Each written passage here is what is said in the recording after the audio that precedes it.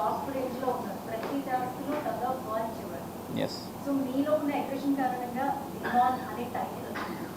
So title రాసుకుంటూ బాగుందా, డిమాన్ పవన్ గా బాగుందా? అంటే నేను డిమాన్ అని పెట్టుకున్నదే నేను ఇంకా బెటర్ పర్సన్ అవ్వాలని. సో అది వచ్చిన తర్వాతే I'm feeling good. And starting లో 10 lakhs సూట్కేస్ తో ఎగ్జిట్ అయిపోదాం అనుకుంటారు.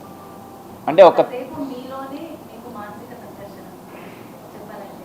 ఎస్. తర్వాత మీ పేరెంట్స్ ని అడిగారు, ఫైనల్లీ 15 lakhs కి ఫిక్స్ అయిపోయారు. యా. సో 15 lakhs సూట్కేస్ తెచ్చి మీ పేరెంట్స్ ఇచ్చినప్పుడు ఏమన్నా ఫస్ట్ వర్డ్ ఏంటి?